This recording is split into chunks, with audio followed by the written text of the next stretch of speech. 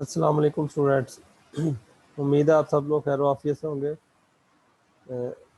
In the previous lecture we have started the models of economic growth related to structural change. There are two models related to structural transformation or structural change. First one Lewis two-sector model, and second one is the Chinese patterns of development. In the previous lecture, we have studied Lewis two-sector model in detail. Today we are going to start the second structural change model, that is Chinese pattern of development. If you have any question regarding the previous lecture, you can ask.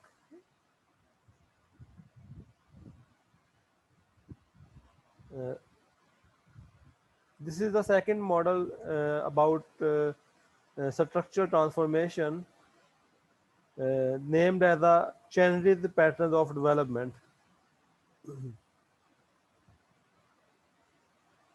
Basically Lewis model की तरह ये model भी जो है ये structural change पे ही focus करता है। और स्ट्रक्चरल चेंज होती क्या है, I want to explain again.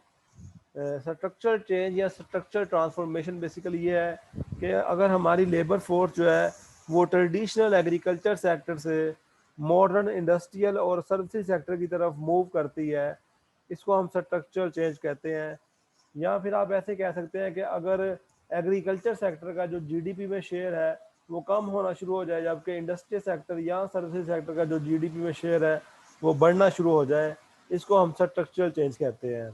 और ये जो पैटर्न ऑफ डेवलपमेंट थ्योरी है एज प्रेजेंटेड बाय चैंडलिस मॉडल, ये बेसिकली इसी स्ट्रक्चरल चेंज पे ही फोकस करती है कि किस तरीके से हम जो है वो एग्रीकल्चर सेक्टर से निकल कर जो है वो इंडस्ट्रियल सेक्टर में आते हैं और वहाँ पे अब्जॉर्ब होते हैं, और फिर जो है हम इकोनॉमिक ग्रोथ या डेवलपमेंट की तरफ जाते हैं और ये इंजन ऑफ इकोनॉमिक ग्रोथ बन जाता है।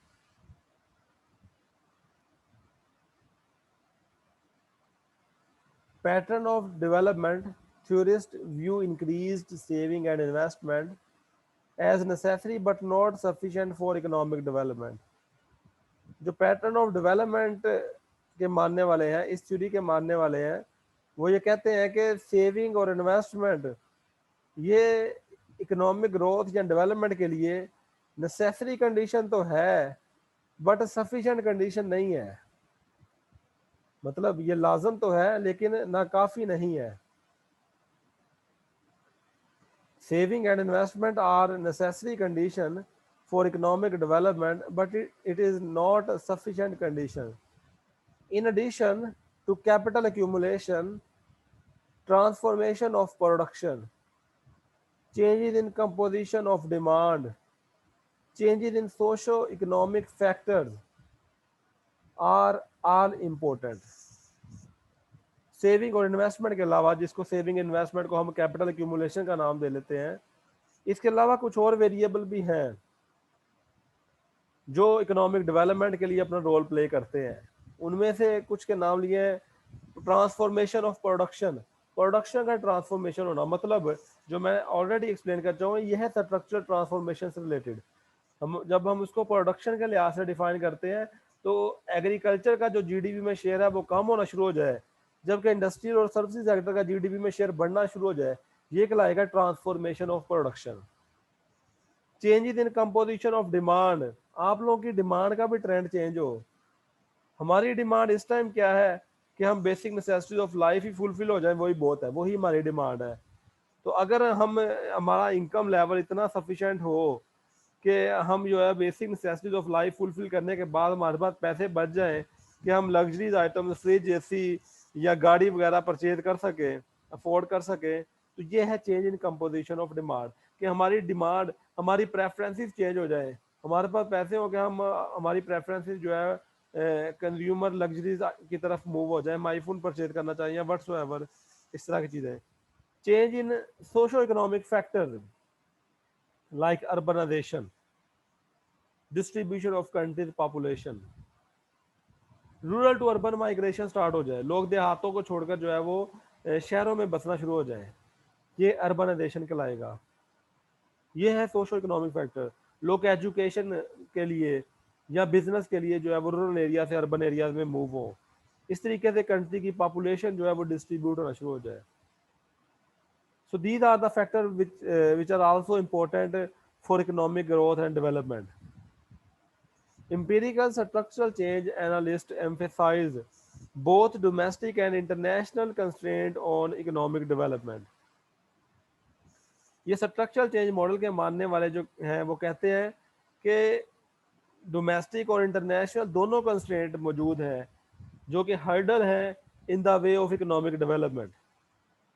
इन the way of economic development the domestic constraints are countries resource endowment, its physical and population size, as well as institutional constraints such as government policies and objectives.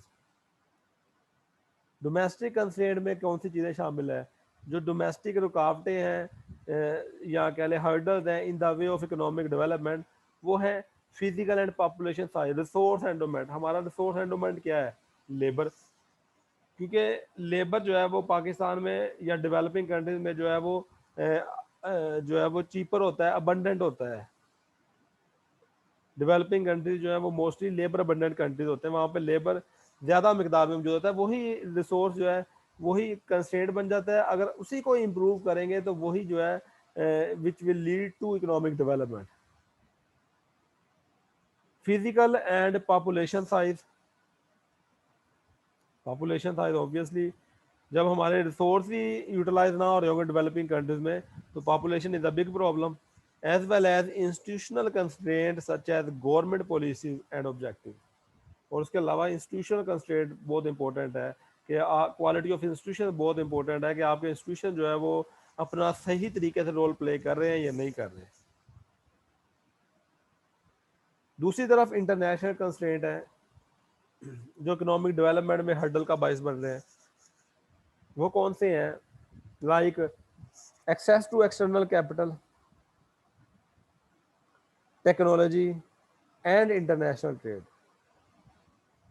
हमें technology तक access नहीं है, हमें external capital तक access नहीं है, हमें जो है वो फ्री इंटरनेशनल ट्रेड तक एक्सेस नहीं है। अगर ये वो पॉइंट्स हैं जो हर्डल भी हैं, मैं बोल रहा हूँ अगेन, और यही पॉइंट्स अगर इम्प्रूव कर लें तो ये आपको डेवलपमेंट की तरफ भी ले जाएंगे। मतलब टेक्नोलॉजी फ्रीली मूव करना शुरू हो जाए, एक्सटर्नल कैपिटल फ्रीली मूव करना शुरू हो जाए, इंटरनेशनल ट्रेड जो है वो उसमें रुकावटें खत्म हो जाए, तो ये आपको जो है वो इकोनॉमिक ग्रोथ डेवलपमेंट की तरफ भी लेके जा सकती हैं। लेकिन बाद औक़ात जिस तरह इंटरनेशनल ट्रेड है ये एक हर्डल भी बन जाती है डेवलपिंग कंट्रीज़ के लिए। फ्री ट्रेड जो है ये हर्डल भी बन जाती है क्योंकि इससे डोमेस्टिक इंडस्ट्री डिस्ट्रॉय हो जाती है। Differences in development among the countries are ascribed to these constraints. Hollis Chenry and his colleagues examined pattern of development during the post-war period of developing countries at different per capita income level. The empirical studies identified several characteristic features of economic development process. First one is shift from agriculture to industrial production, structural change जिसे हम कहते हैं। ये पहला factor जो है वो pattern of development theory ने जो है वो प्रोफेसर चेनरी ने और इसके कोलीग ने जो है वो हाईलाइट किया कि स्ट्रक्चरल चेंज जो है वो होनी चाहिए। Second one is steady accumulation of physical and human capital.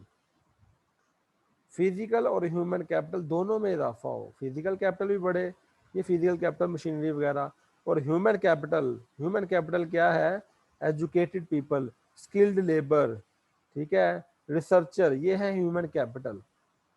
इसमें भी इजाफा हो ताकि आप इन्वेंशन कर सकें, इनोवेशंस कर सकें, टेक्नोलॉजी को प्रोड्यूस कर सकें। Change in consumer demand, consumer की डिमांड का ट्रेंड चेंज हो। मतलब आप सिर्फ बेसिक नेसेसिटीज ही ना परचेज करते रह जाए, आपकी जो डिमांड है, आपकी डिमांड का ट्रेंड चेंज हो, आप लग्जरीज की तरफ जाएं, आप जो है वो साल में जो है वो 1 महीना छुट्टियां मनाने जाएं। This is the part of development. आप जो है वो गाड़ियां परचेज करें, आपकी डिमांड का जो है वो ट्रेंड चेंज हो, तब जो है वो आप डेवलपमेंट की तरफ जाएंगे। और वो कब हो सकता है? जब आपकी इनकम ज़्यादा हो, जब आपकी बेसिक नेसेसिटीज फुलफिल करने के बाद आपकी इनकम बच जाए। Increased urbanisation means rural to urban migration increase हो, इंडस्ट्रियलाइजेशन प्रोसीड करे, so that it can absorb the surplus labor from agriculture sector. And fifth one is the decline in family size, क्योंकि यहाँ पे culture ये है कि पूरी family का खर्चा जो है वो एक ही बंदा घर में उठा रहा होता है, जबकि डेवलप कंट्रीज का कल्चर ये है कि वहाँ पे हर कोई अपना ही सिर्फ खर्चा उठा रहा था। अगर अगर फैमिली साइज 3 है तो वो तीनों ही काम कर रहे होते हैं। यहाँ पे फैमिली साइज 7 है तो 7 में से एक काम कर रहा है। तो उसका कल्चर को चेंज करना बड़ा डिफिकल्ट हो जाता है, उसमें टाइम लगता है। तो फैमिली साइज को रिड्यूस किया जाए ताकि बर्डन जो है वो आप कह लेंगे कि रिड्यूस हो सके। Demographic transition important variable as well. Demographic transition है क्या? डेमोग्राफिक ट्रांजिशन ये है कि shifting from high birth rate and high infant death rate in society with minimal technology, with education, with economic development to low birth rate sir and इसका low कुछ death rate। बेटा पूरा बता तो लेने दो, जब पूरा बता लूंगा ना फिर आप बताना कि सर समझ नहीं आई, तो मैं इंशाल्लाह दोबारा एक्सप्लेन कर दूंगा। जो जो डिफरेंट डिफिकल्ट होता है ना वेरिएबल, मैं उससे खुद ही जो अच्छे तरीके से एक्सप्लेन करूंगा। डेमोग्राफिक ट्रांजिशन क्या है? इसमें दो वेरिएबल हैं। कौन से? एक है हाई बर्थ रेट और दूसरा है high infant death rate. High birth rate क्या होता है? मतलब पॉपुलेशन ग्रोथ ज़्यादा, हाई बर्थ रेट वो हो गया। और दूसरा है हाई इन्फेंट डेथ रेट, जो बच्चे पैदा होते ही जो है उनकी डेथ हो जाती है, उसको हाई इन्फेंट डेथ रेट कहते हैं। इससे शिफ्ट होना towards towards low birth rate and low infant death rate, ये कहलाता है demographic transition with the available technology. अब उससे किस तरह शिफ्ट होना है? आप टेक्नोलॉजी इंप्रूव कर लें, आप फीमेल एजुकेशन इंप्रूव कर लें, फीमेल से रिलेटेड है ज़्यादातर, तो फीमेल एजुकेशन इंप्रूव कर लें, या कोई डेवलपमेंट है, या जो भी रीज़न, जो भी हमारे पास कोई सोल्यूशन है, इसका पॉलिसी है, उनके ज़रिए शिफ्ट हुआ जाए, वो डेमोग्राफिक ट्रांजिशन कहलाता है। मैं दोबारा इसे एक्सप्लेन करना चाहूँगा। Shifting from high birth rate, high infant death rate towards low birth rate, low infant death rate.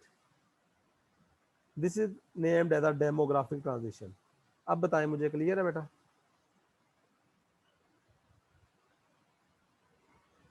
जी जी बेटा क्लियर है? बता दें, कोई बात नहीं, अगर कोई नहीं समझ आया तो मैं दोबारा एक्सप्लेन कर दूंगा।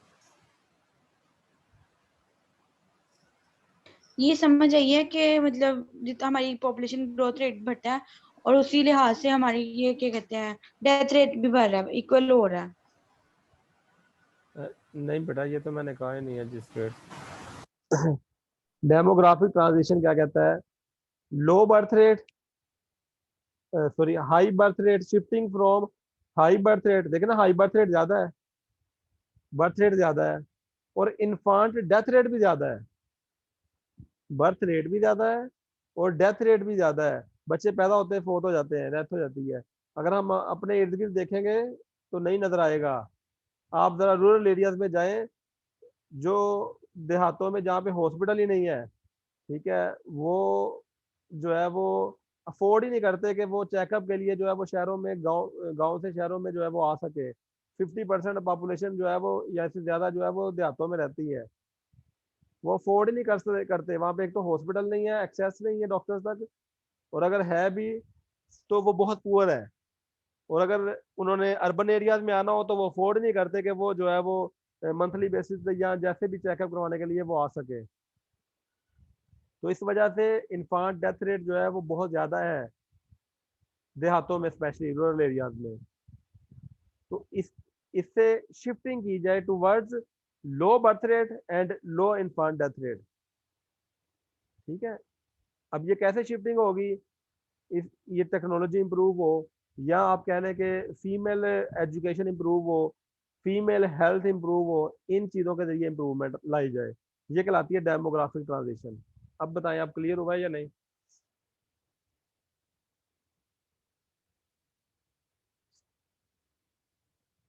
हो गए। जी sir. So these are the six variables that was highlighted by Professor Chandri. Chandri and his colleagues observed among countries in time series and cross-section analysis. The structural changes that we have described are the average patterns of development. The major findings of the structural change model is that development is an specialized process of growth and change whose main features are similar in all countries. उन्होंने कहा कि हमें इन variables पे focus करना चाहिए, और usually जितने भी डेवलपिंग कंट्रीज हैं उनमें तकरीबन सिमिलर सिचुएशंस पाई जाती हैं, सिमिलैरिटीज पाई जाती हैं, तो हम इन वेरिएबल्स पे फोकस करके जो है वो डेवलपमेंट को अटेन कर सकते हैं। So factor influencing the development process including, हम इन वेरिएबल्स को कैसे इंप्रूव कर सकते हैं, by following these variables, countries resource endowment and size. उसका रिसोर्स मतलब लेबर इंटेंसिव है, कंट्री में लेबर ज़्यादा है या कैपिटल ज़्यादा है, ये एक वेरिएबल है जिसकी वजह से हम जो है वो आप जो अपने आप को इम्प्रूव कर सकते हैं अपने एंडोमेंट के जरिए, रिसोर्स के जरिए। It's government policies and objective, government policies and objective, ये बेसिकली ये जो पॉइंट्स बताए जा रहे हैं इनके जरिए हम प्रीवियस जो 6 पॉइंट्स हैं, जो 6 वेरिएबल है उनको अचीव कर सकते हैं, उनको इम्प्रूव कर सकते हैं। And third one is the availability of external capital, the availability of external capital.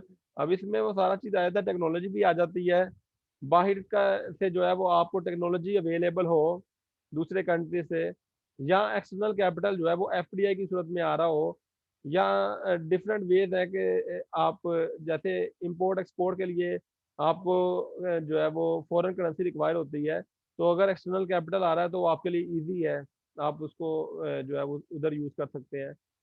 Furthermore the international trade environment, international trade environment को इम्प्रूव किया जाए, जैसे ट्रेड रेस्ट्रिक्शंस हैं उनको जो है वो यूज़ किया जाए, हर कंट्री अपने अपनी फीजिबिलिटी के लिहाज से अपने फ़ायदे के लिए यूज़ करे। Empirical studies on the process of structural change lead to the conclusion that pace and pattern of development can vary according to both domestic and international factors, many of which lie beyond the control of an individual developing nation. Obviously, development की तरफ move करने के लिए, pattern of development के लिए ज़रूरी है कि हम डोमेस्टिक और इंटरनेशनल दोनों फैक्टर को जो है वो देरे गौर लाएं, which we have already discuss in the previous slide, कि डोमेस्टिक फैक्टर और इंटरनेशनल फैक्टर जो हर्डल हैं in the way of economic development उनको इम्प्रूव किया जाए। To summarise, structural change analyst believe that the correct mix of economic policies will generate beneficial pattern of self sustaining growth.